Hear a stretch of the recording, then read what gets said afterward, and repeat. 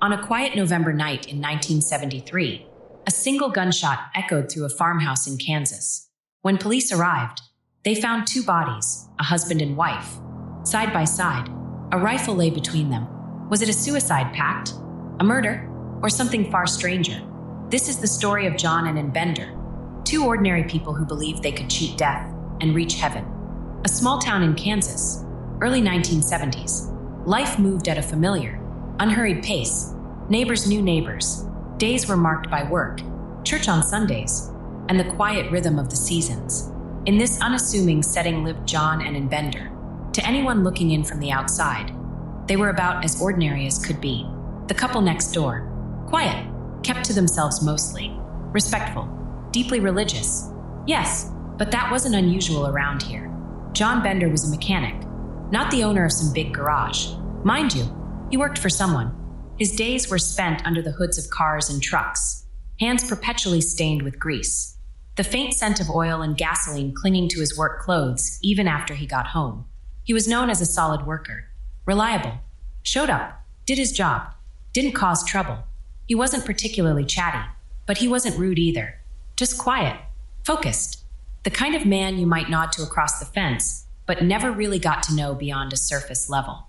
His wife, Ann, worked at a local store, maybe a five and dime, maybe a small grocery, the kind of place where everyone eventually shopped. She was the woman behind the counter, ringing up purchases, stocking shelves, offering a polite smile.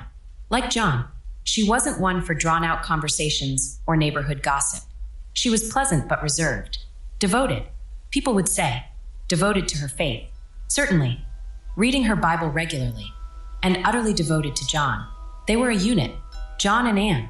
You rarely saw one without the other, or at least without the sense that the other was waiting just out of sight. They lived simply. Their home wasn't fancy. Just a farmhouse. Functional. They didn't throw parties. They didn't seek the spotlight. If you'd asked their neighbors to describe them, the words would likely have been consistent. Nice folks. Keep to themselves. Very religious. Good people. They blended into the fabric of the community like a well-worn, comfortable thread. Unremarkable. Predictable. Safe. But behind their closed front door, in the quiet hours when the rest of the world wasn't watching, an extraordinary and unsettling obsession was taking root. The ordinariness was a carefully maintained facade. Inside their minds and hearts, something profound and terrifying was growing.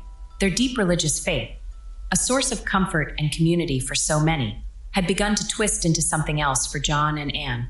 It became an all-consuming lens through which they viewed everything. They weren't just devout, they were becoming fixated. They pored over the scriptures, especially the book of Revelation, not just for guidance, but for hidden codes, for precise timings, for signs they believed were meant specifically for them. And they found them, or rather, they interpreted them. Piece by piece, verse by cryptic verse, they constructed a terrifying conviction. The world as everyone knew it was hurtling towards its end, not in some distant, abstract future, but soon, imminently. God's wrath was coming, a cleansing fire, and only a select few would be spared. The doom felt palpable to them, a heavy certainty settling over their lives. But here's the crucial part, the spark that ignited their private turmoil into a full-blown mission. John and Ann became utterly convinced that they weren't just aware of this coming apocalypse. They believed they held the only key to surviving it. Not just surviving, transcending it. They believed they had uncovered a divine secret, a loophole in the very fabric of biblical prophecy that would allow them to bypass the horrors of the end times entirely. While others faced judgment or destruction, John and Ann believed they could step directly into paradise. This wasn't a vague hope. It wasn't a prayerful wish. It was a concrete, detailed plan. A project. The project. That's what they called it. The project. It sounds almost mundane, doesn't it? Like fixing up an old car or building a shed. But for John and Ann, the project was the singular focus of their existence. It was their salvation, their purpose, their shared, terrifying secret. Imagine the weight of that. Carrying on your normal life, fixing engines, ringing up groceries, smiling politely at neighbors, while simultaneously believing you alone possess the knowledge to cheat the apocalypse. The disconnect must have been staggering, the isolation profound. Their shared obsession became their entire world, a world constructed of scripture, prophecy, and an escalating sense of urgency. They were partners in this profound, frightening endeavor, John and Anne against the doomed world, armed only with their interpretation of the Bible and their unwavering belief in the project. They weren't radicals shouting on street corners. They weren't gathering followers. Their fanaticism was intensely private, a shared delusion nurtured in the quiet confines of their home. To the outside world, they remained John the mechanic and Anne the shopkeeper. Quiet, religious, ordinary. But inside, they were cosmic voyagers, convinced they were mapping the only route to salvation as the clock ticked down towards an end only they could truly see coming. The pressure cooker of their shared belief was sealed tight. Hidden behind their calm exteriors, the ordinary couple next door was living an extraordinary and ultimately tragic secret life centered entirely on the project, their desperate search for a guaranteed path to heaven before the world they knew vanished forever. For John and Anne Bender, faith wasn't just Sunday worship. It was a full-time occupation, a relentless pursuit. Years bled into years as they hunched over their Bibles, page after page, verse after verse. Their world narrowed down to the words on those thin, onion-skin pages. They weren't just reading, they were searching, hunting for clues, for patterns, for the hidden key they believed God had planted just for them. This wasn't casual study. It was an obsession, a compulsion that consumed their evenings, their weekends, their thoughts. And then, they found it. Or rather, they latched onto it. A single, haunting line from the book of Revelation. Chapter 20, verse 13. And the sea gave up the dead which were in it. To most believers, this is powerful, poetic imagery, a metaphor for the final resurrection, the ultimate power of God over death itself. But for John and Anne, it wasn't poetry. It wasn't metaphor. It was a literal, step-by-step instruction manual, a divine blueprint for survival. They became utterly fixated on this verse. It pulsed in their minds, day and night. They read it, reread it, dissected it. Their interpretation became their absolute truth. To be resurrected instantly into paradise at the exact moment the apocalypse began.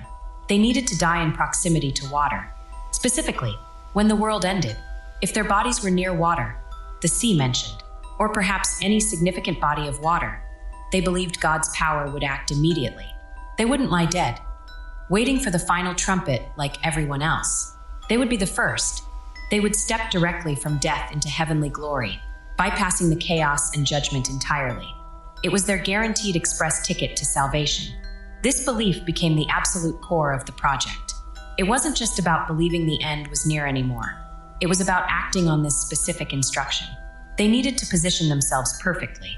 Geography became destiny. So, they made a life-altering decision. They moved. They left behind whatever roots they had and sought out a place that fit their divine criteria. They found it, a simple farmhouse. Nothing grand, but crucially, right beside it, flowed a creek, not a mighty river, not an ocean, but flowing water nonetheless. To John and Anne, this creek wasn't just a feature of the landscape. It was sacred ground. It was their portal. This creek, they believed, was the water that would trigger their instant resurrection when the appointed time came. They settled in. Now, the waiting began. They watched the world. Every news report, every natural event, every shift in the political wind. They scrutinized it all through the lens of revelation. Was this the sign? Was that the beginning? The tension was constant, a low hum beneath the surface of their daily routines. They were coiled springs, ready for the moment the heavens would crack open. But their preparation went beyond mere watching. Their conviction demanded tangible action, a physical commitment to their fate. In a chilling act of absolute faith, they went into the earth beside their creek. They picked up shovels, and they dug. They dug their own graves, 2 holes in the ground, side by side, waiting. This wasn't a metaphor either. These were real graves, dug by their own hands, on the property they believed would be their launch pad to eternity. Imagine the sight. Imagine the feeling, day after day, living beside the literal holes meant to receive their bodies.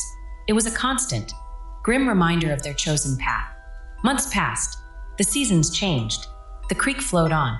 The world, stubbornly, kept turning. No fire rained from the sky. No angels sounded trumpets. The apocalypse John and Anne were so certain of remained frustratingly absent. And here, in this long, silent stretch of waiting, something insidious began to happen. Doubt, like a slow poison, It seeped into the bedrock of their certainty. It whispered in the quiet moments. What if they were wrong? Not about God, not about the Bible's ultimate truth, but about this? About the timing? What if the signs they were looking for weren't the right signs? What if they misinterpreted the verse? What if the creek wasn't enough? What if they missed the moment? The weight of their graves, sitting there open and empty, must have felt heavier with each passing day.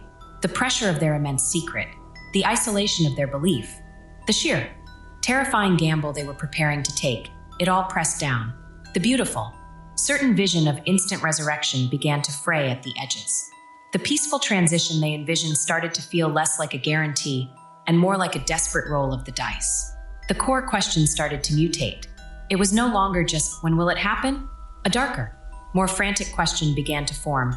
What if we need help? Help making sure they didn't miss the moment. Help ensuring their bodies were in the right place at the exact right time. Help triggering the event they were waiting for. If God's timing seemed delayed, the pure, passive waiting beside the creek, trusting solely in divine timing, began to feel insufficient. Risky. What if God expected them to take a more active role? What if the project required more than just readiness? What if it required action? The seeds of a terrifying possibility were sown. The perfect, divinely ordained plan they had built their lives around started to show cracks under the pressure of time and silence. The peaceful path to heaven they envisioned began to twist, warped by the creeping fear that maybe, just maybe, they needed to intervene to make absolutely sure they didn't lose their chance at eternal salvation. The waiting was becoming unbearable, and the solution they began to contemplate would change everything. The cracks in John and Bender's carefully constructed world, once hidden behind their quiet facade, began to show. The immense pressure of waiting, the weight of their secret, the gnawing doubt about the project, it started to spill over. People who knew them, even casually, began to notice things. Small changes at first, then shifts that were harder to ignore. John, the steady mechanic, the reliable worker, began to change. A deep-seated paranoia took root. He became convinced, absolutely certain, that powerful forces were watching him, hunting him. Specifically, he fixated on the FBI. He believed federal agents were tracking his every move, monitoring his phone, maybe even planting listening devices in their farmhouse. It wasn't just a vague worry. It was a consuming fear. He'd look over his shoulder constantly. He might hesitate before speaking, his eyes darting around as if unseen watchers lurked in every shadow. The quiet man became jumpy, tense, his hands sometimes trembling not from engine grease, but from a constant state of high alert. The world outside their apocalyptic belief now felt actively hostile. Anne, too, was changing, but in a different way, where John saw external threats and turned inward, towards visions. She began speaking of encounters, moments where angels spoke to her, whispered messages, divine confirmations that the end they awaited was not just coming, but was imminent. These weren't abstract feelings of faith.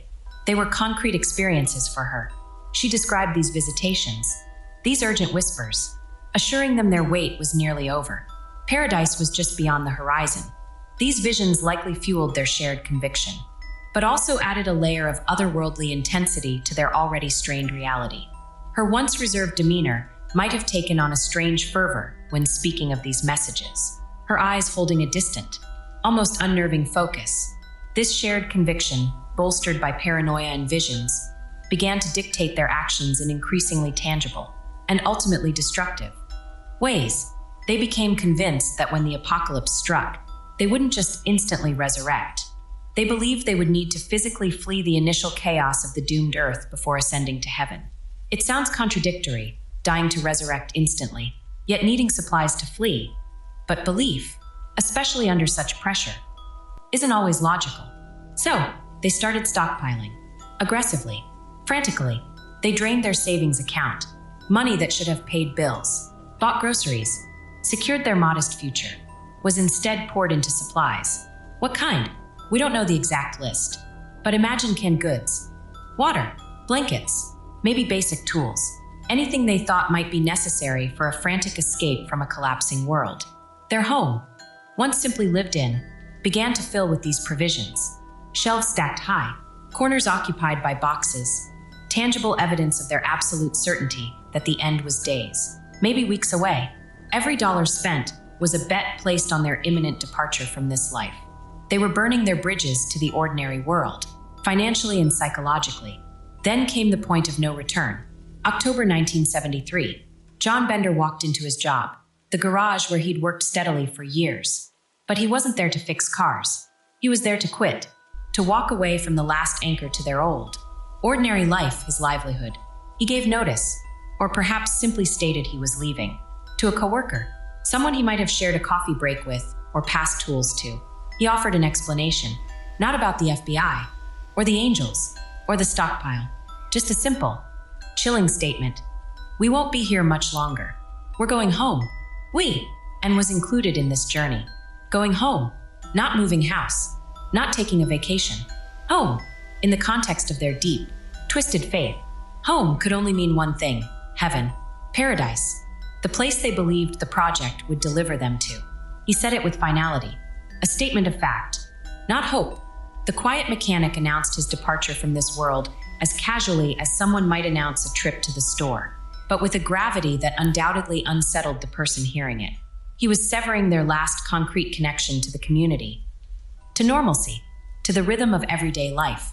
There was no job to return to, no schedule to keep, only the farmhouse, the waiting graves by the creek, the stockpiled supplies, and the ticking clock in their minds. The month that followed must have been a terrifying crescendo of tension within those farmhouse walls. With John no longer working, they were alone together, 24 hours a day, surrounded by the symbols of their impending destiny, the Bibles, the open graves, the supplies meant for an escape they simultaneously believed wouldn't be necessary because they'd be instantly resurrected. The paranoia, the visions, the absolute certainty mixed with the terrifying possibility of being wrong. It all swirled in the closed environment of their home. Every day the world didn't end. The pressure must have mounted exponentially. Were the angels wrong? Was their timing off? What if the FBI was closing in, threatening to stop the project? The need to act, to make the prophecy happen, to ensure they didn't miss their window or get thwarted, must have become overwhelming. The waiting game they had played for so long was reaching its breaking point. The passive hope beside the creek had curdled into an active, desperate need for resolution. The line between seeking salvation and courting disaster had become perilously thin, blurred by fear, isolation, and the sheer, unbearable weight of their apocalyptic belief. The unraveling was complete. The ordinary couple was gone, consumed by the terrifying logic of their own making. The stage was set, tragically, inevitably, for the final act. November 19th, 1973, Kansas. A cold night settling in. The call came in, a report of gunshots at the Bender farmhouse. When police arrived, they found a scene of profound stillness and terrible finality. The official report that followed was clinical, detached, yet utterly chilling in its details. The front door was unlocked. Inside, the house was quiet, eerily so. No signs of a frantic struggle. No overturned furniture. Nothing smashed or broken. It felt orderly, almost peaceful, in the worst possible way. In the living room, they found John Bender. He was lying on the couch. He looked as if he could have been resting, asleep even, except for the devastating gunshot wound to his head. The violence of the act was starkly contrasted by the mundane setting. An ordinary couch in an ordinary farmhouse living room. Nearby, on the floor, lay Ann Bender. She was positioned close to the couch. Not far from John, she had been shot. A single, lethal bullet had struck her through the heart. Her body lay there, a short distance from her husband. Between them, resting on the couch cushion near John, was the weapon, a .22 caliber rifle. It sat there, silent now, the instrument of their deaths. 2 bullets fired. 1 gun. Police searched the house. They looked for answers, for clues, for anything that could scream why. But the silence of the scene seemed to soak up explanations. There was no suicide note, no letter of despair, no final confession, no scribbled prophecy, nothing written down to explain what had happened in that room or what thoughts had filled their final moments. The only things that stood out, besides the bodies and the gun, were their Bibles, not tucked away on a shelf, but present, open. They were found lying on the floor near Anne, and they weren't open to random pages. They were deliberately turned to the Book of Revelation, the source of the project. The wellspring of their years of obsession and their desperate hope for salvation was lying open at the scene of their deaths. It was as if the final act of their lives was still somehow anchored to those pages, to those promises they believed so completely. Investigators walked through the scene, piecing together the physical evidence. 2 people dead, 2 bullets fired, 1 rifle. The positions, John on the couch, and on the floor beside him, the rifle resting on the couch between them, or perhaps closer to John. The immediate, most obvious question was brutally simple. Who pulled the trigger? Twice. The first theory seemed straightforward, murder-suicide. John shoots in first, then turns the rifle on himself. It explained the 1 gun. It explained the lack of signs of an intruder. John, perhaps consumed by paranoia, despair, or a twisted sense of fulfilling the project, kills his wife and then himself. But the details nagged. John was found on the couch, seemingly at rest, and was on the floor. If he shot her first while she was standing, why wasn't there more disturbance? If she was on the floor before he shot her, why? How exactly did he shoot her from his position on the couch? And then, how did the rifle end up placed neatly beside him? The positions felt off. Awkward, not the chaotic aftermath often seen in such violence. Then came the second possibility. Couldn't have been the one who fired the gun? Didn't shoot John as he lay on the couch, then shoot herself? This flipped the narrative, perhaps driven by her visions, by a certainty the moment had come, or by a fear they were failing. She acted. She kills John, fulfilling what she believed was necessary for their resurrection, and then ends her own life. But again, the positions raised questions. Shooting herself through the heart while falling or lying on the floor presented its own logistical puzzle. And why was the gun found near John on the couch, not near her on the floor? How did she manage both shots? The sequence felt physically difficult, almost improbable. And then, the third, unsettling question whispered by the very lack of answers. Was someone else there? The brother. We know John's brother, Dwayne, had visited them that very evening. He admitted being at the farmhouse, but claimed he left them alive. Was he telling the truth? Could he have been involved? Could someone else entirely have entered that quiet farmhouse? An intruder? The lack of struggle argued against it. Nothing stolen. No forced entry. Just the 2 bodies. The gun. The open Bibles. It seemed deeply personal. But the brother's visit placed another person at the scene shortly before the deaths. It was a loose thread investigators couldn't ignore. Even if the scene itself showed no clear evidence of a third party, the forensics added layers of confusion. Not clarity. Testing for gunpowder residue. The tiny particles expelled when a gun is fired became crucial. Who had actually handled the rifle last? The results were perplexing. John's hands showed no trace of gunpowder residue. None. Anne's hands, however, did show traces. This was baffling. If John shot and then himself, residue should likely be on his hands. If and shot John then herself, residue should be on her hands, which it was. But why was John supposedly shot first? Completely clean? It didn't fit neatly into either simple scenario. The residue evidence felt contradictory, muddying the waters further. The scene was a riddle written in blood and silence. 2 devoted people, obsessed with reaching heaven, found dead by violence in their own home. A single rifle used. No note, no obvious signs of a fight, just the open Bibles bearing the words that had guided their lives to this terrible point. The physical evidence offered fragments, hints, but no clear story. John on the couch, and on the floor, the gun resting near John, residue on Anne, but not on John, the brother visiting earlier.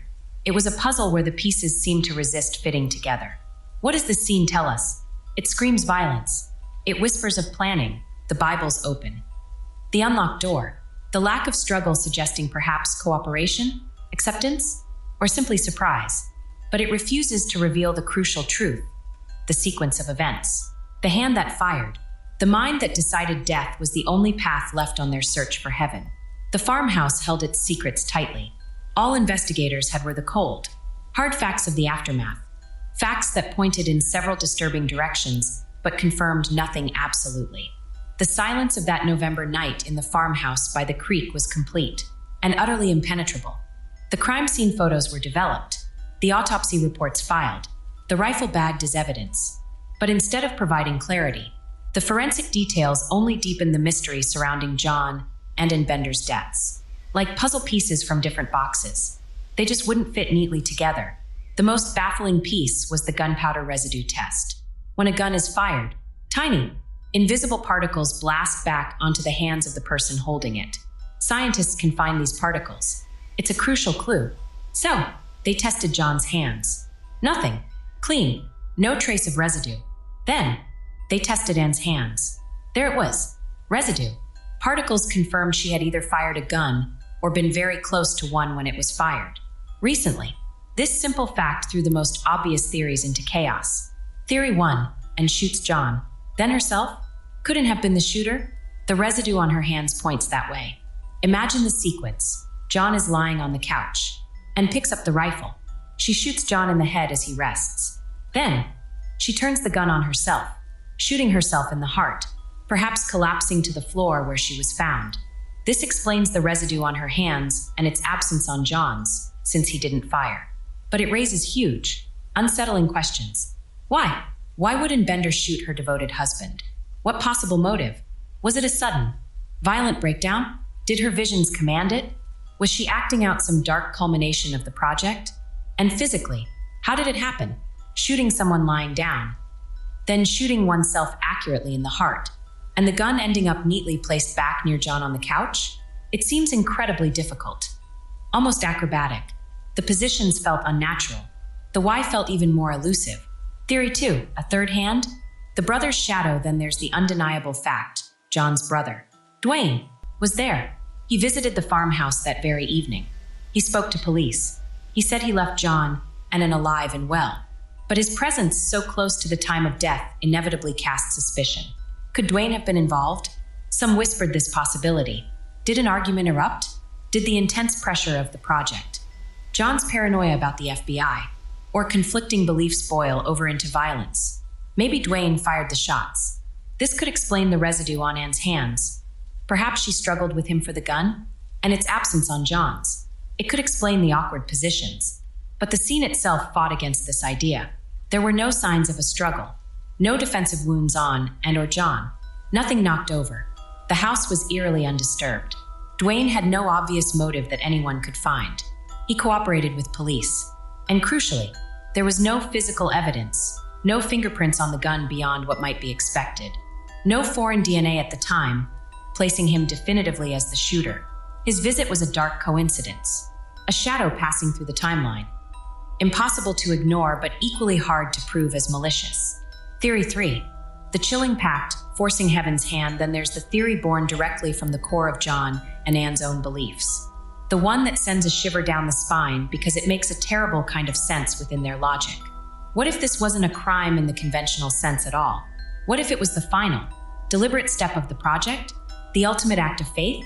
Remember their absolute conviction. Die near water at the exact moment of the apocalypse, and you resurrect instantly in paradise. But the apocalypse stubbornly refused to arrive on their schedule. The waiting was unbearable. The doubt was corrosive. What if they decided they couldn't wait for God's timing anymore? What if they believed they had to create the exact moment themselves? To force the prophecy into being?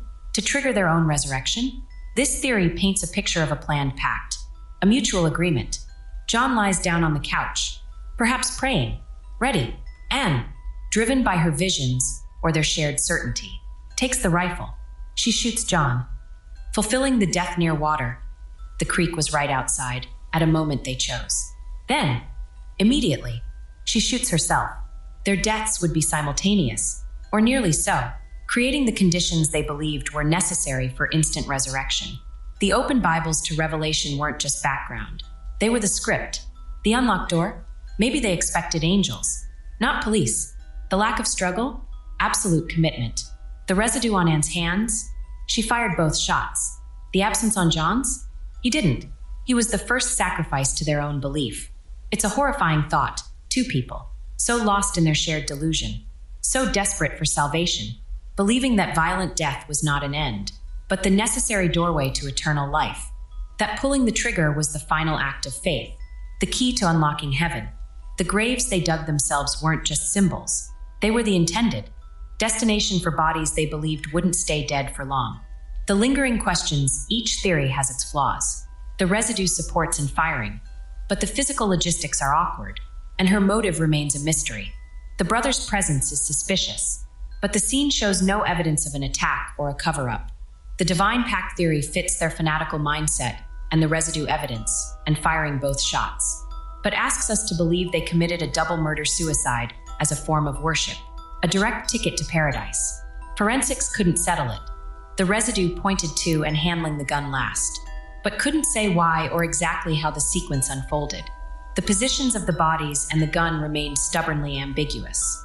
The brothers' alibi couldn't be definitively broken, nor could it be completely trusted, and the Benders' own writings, if any existed beyond the open Bibles, offered no confession, no clear plan laid out for this specific night.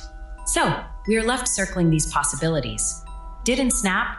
Did some internal breaking point, fueled by isolation and apocalyptic dread, drive her to kill her husband and then herself? Was there an outsider? Did John's brother, or someone else, enter that quiet house and commit a double murder that was meticulously staged to look like something else? Or was this the plan? Did John and Bender, in the deepest, most terrifying chamber of their shared belief, decide that November night was the appointed time, not because God declared it, but because they did? Did they pull the trigger on their own lives, believing the gunshot was the sound of heaven's gate opening? The evidence whispers hints, but shouts no definitive answers. The truth of what happened in that farmhouse. The final thoughts in John and in Bender's minds. The precise sequence of those two fatal shots. It remains locked within the silence of that room and the depths of their unfathomable faith.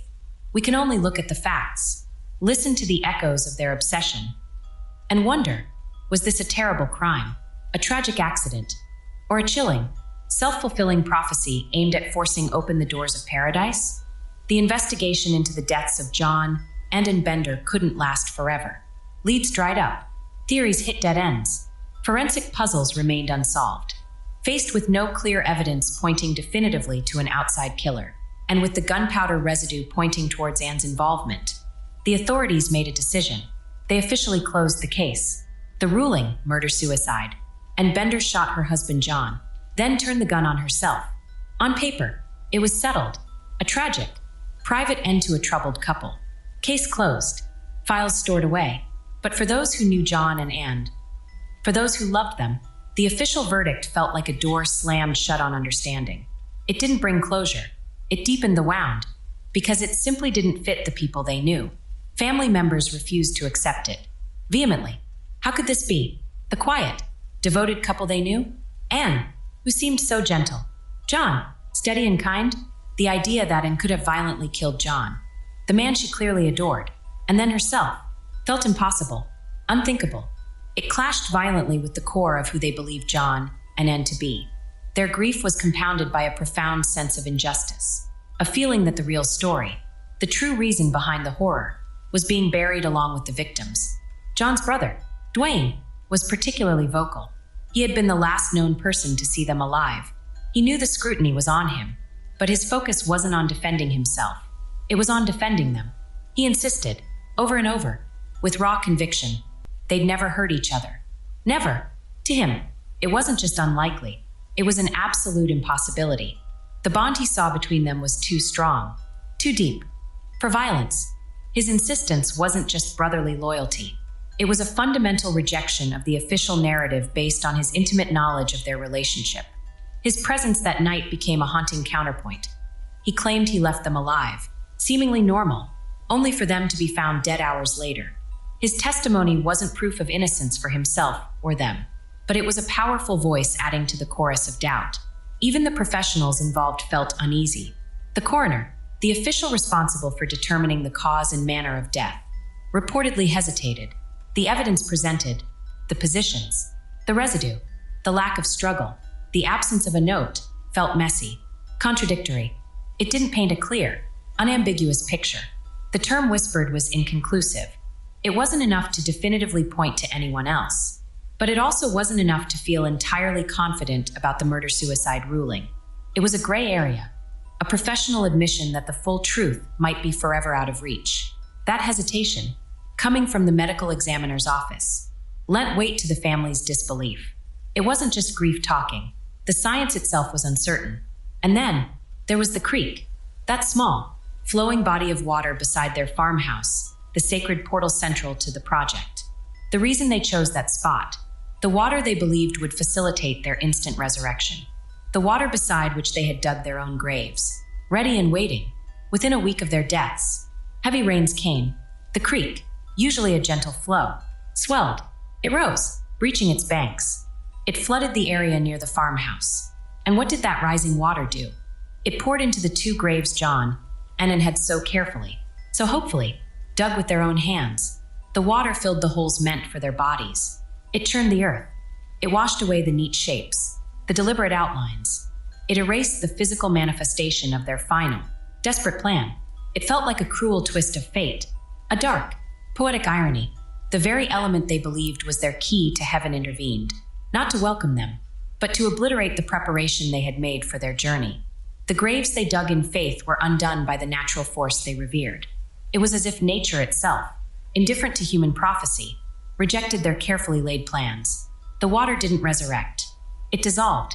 The symbol of their hope became a symbol of its futility. The earth refused to hold the shape of their expectation. So, what were we left with? Not answers, but a heavy silence filled with secrets. A case officially closed, yet perpetually open in the hearts of those who mourned. A ruling that satisfied bureaucratic necessity, but failed to quiet the fundamental questions. Why? How? Who? The silence of the crime scene extended outwards. It settled over the farmhouse, now empty and echoing. It settled over the community, marked by a tragedy they couldn't understand. It settled over the family, carrying a burden of grief mixed with furious disbelief. And it settled over the story itself, leaving a gap where the truth should be. John and Bender were gone. Their project ended not in glorious resurrection, but in violent death and unanswered questions. The official story offered a label, murder-suicide, but it felt like a lid placed hastily on a box that refused to stay shut. The brothers' anguished denial, the coroner's professional doubt, the family's steadfast refusal to believe and capable of such an act. These weren't just footnotes. They were powerful reminders that the human reality of John and Ann, the depth of their bond and the specific madness of their belief, didn't fit neatly into the box the investigation provided. And the flooded graves by the creek? They stood, or rather, their absence stood, as the final, silent commentary, a physical erasure, a natural world carrying on, oblivious to human prophecy, washing away the literal holes dug in anticipation of a divine event that never came. It was a bleak, powerful symbol, the earth closing over their plan, leaving only the mystery of their deaths and the echo of their desperate search for heaven lingering in the Kansas air. So, where does that leave us? Standing at the edge of a quiet Kansas farmhouse, decades after a single gunshot echoed into the November night, holding only fragments, pieces of a life, pieces of a death, pieces of a belief so intense it consumed everything. The official file says murder-suicide. Case closed. But the echoes in that room, the residue on Ann's hands, the clean absence on John's, the brothers' anguished cry, they'd never hurt each other, the coroner's doubt, the family's fierce refusal, they all whisper that the story isn't that simple. The lid may be on the box, but the box itself feels fragile, full of shadows. We look back at John and Bender, and we see the haunting shape of their obsession. We see the quiet neighbors, the devoted couple, slowly transforming under the immense pressure of their private apocalypse. We see the farmhouse by the creek, the open graves waiting, the Bibles turned to Revelation lying on the floor beside them. We see the terrifying question mark hanging over that final, violent act. Were they victims? Victims of a shared delusion, a folie à deux, where their intense love and isolation twisted faith into something dark and self-destructive. Did their absolute certainty about the end of the world, their unique path to salvation, become a prison they couldn't escape, leading them down a path no sane mind would choose? Was the darkness always there, hidden beneath their quiet devotion, finally surfacing in that desperate hour? Or did something darker creep in? Did the purity of their faith curdle? Did the pressure, the waiting, the fear of missing their chance, or the paranoia about being watched, poison their bond? Did the shared dream fracture, turning devotion into desperation, love into something fatal? Was the project corrupted from within, becoming a monstrous thing they never intended? Then there's the most chilling possibility of all. What if they remained utterly true to their belief until the very end? What if, in the depths of their conviction, they saw that rifle not as an instrument of death, but as a divine key? What if they truly, sincerely believed that pulling the trigger wasn't an end, but the necessary, glorious beginning, that the bullet was literally their ticket punched straight through to paradise, that by dying together, by the water, at a moment they chose, they could force the hand of heaven and step instantly into the arms of angels?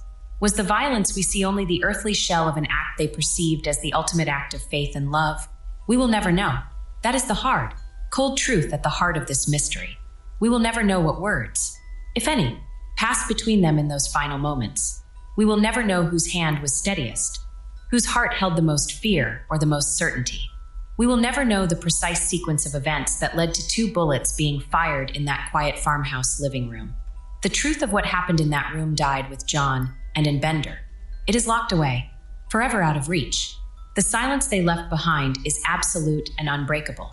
But their story doesn't end with that silence. It resonates. It forces us to look beyond the simple labels of murder, or suicide, or accident. It pushes us to confront the immense, terrifying power of absolute belief. It asks us to consider the razor-thin line between profound faith and destructive fanaticism, between devotion and delusion, between seeking salvation and courting doom. John and Bender searched for heaven with everything they had. They dedicated their lives to it. They shaped their world around it. They dug their own graves in anticipation of it. And in the end, they died because of it. Their search ended not in light, but in darkness and unanswered questions. So, perhaps the most important question their story leaves us with isn't about what happened that night. It's a question that echoes far beyond their farmhouse, beyond Kansas, beyond 1973. It's a question that taps into something fundamental about the human condition, about the lengths we will go to for what we hold sacred, for what we believe promises eternal peace, eternal meaning, eternal life. It forces us to ask, how far would you go? How deep into the unknown would you venture? What would you sacrifice? What lines would you cross? What would you be willing to do, or to become, for what you believe is heaven, for the absolute certainty of salvation, for the promise of an end to all pain, all doubt, all fear? John and Bender went to the very edge. They dug their graves. They waited. And then, on a cold November night, they stepped off into the darkness, believing it was the light. Whether they found what they sought, we cannot say. All we have is the echo of the shot, the open Bible, the flooded graves, and the unanswerable question hanging heavy in the air. How far is too far when heaven is the prize? Their story is a stark reminder that sometimes the search for paradise can lead straight into the deepest shadows. What do you think? Murder, suicide, or something beyond our understanding? Share your thoughts below. If you've ever encountered a story that blurs the line between devotion and delusion, tell us in the comments. And remember, sometimes the most haunting mysteries aren't about how we die, but why we live the way we do. Music fades out.